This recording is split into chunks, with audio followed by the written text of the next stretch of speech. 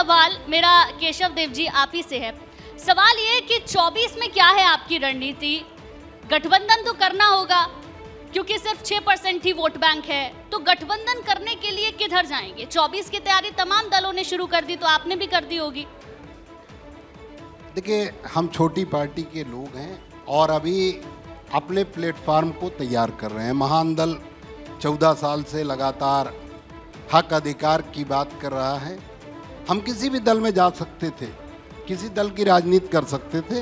Bharatiya Janata party, Sapa, Baspa सभी अच्छी पार्टियां हैं, कांग्रेस अच्छी पार्टी है और सभी की नीतियां जनता के लिए ही हैं। लेकिन जिस कम्युनिटी से हम आते हैं उसके प्रति भी हमारी जवाबदेही है। शाक्य सैनी कुशवाहा मौर्य जो उत्तर प्रदेश की एक बड़ी ताकत है, लेकिन वोट तो सबको देता है। कभी जनसंघ को वोट देता रहा, कभी बसपा को बेस वोट की तरह वोट देता रहा।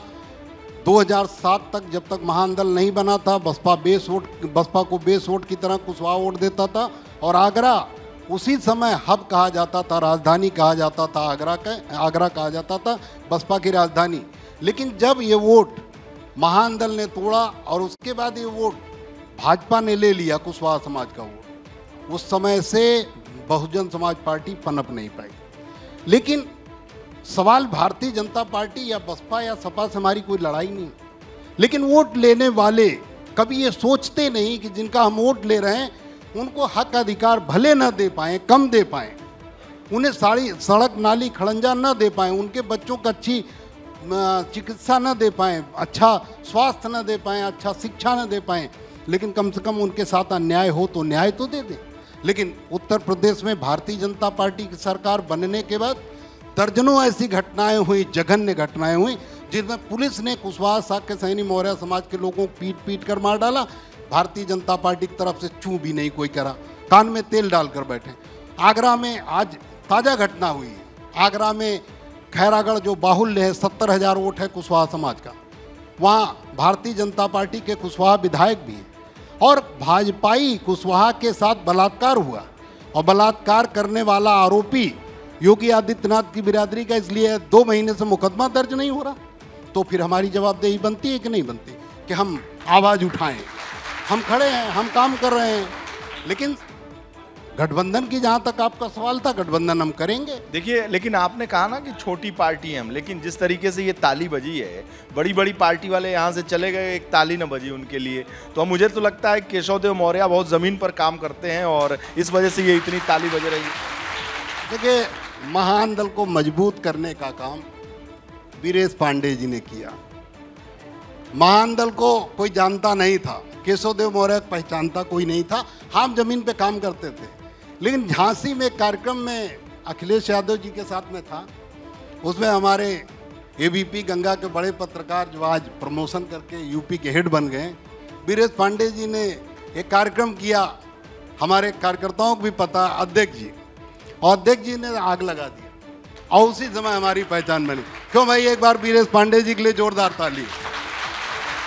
तो एबीपी गंगा को धन्यवाद। आज आपने आगरा में महापंचायत किया, इसके लिए धन्यवाद।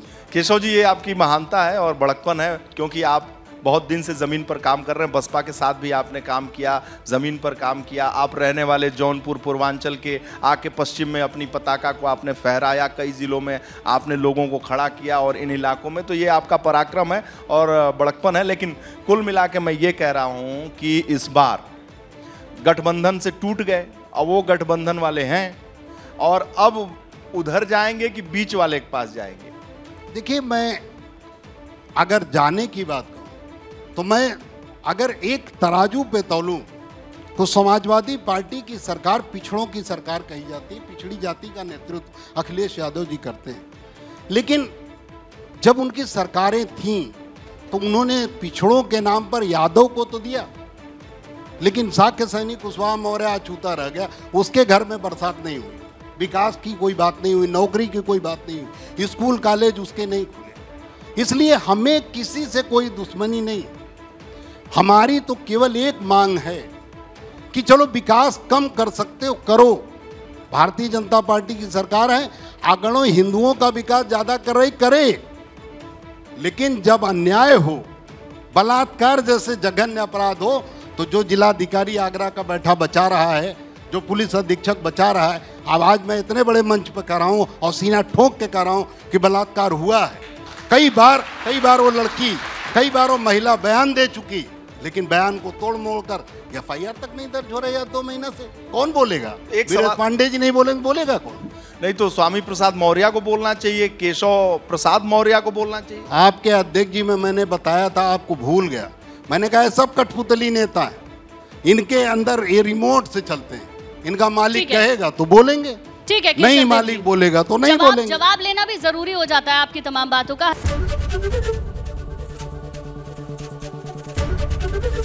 ABP गंगा, खबर आपकी, जुबान आपकी।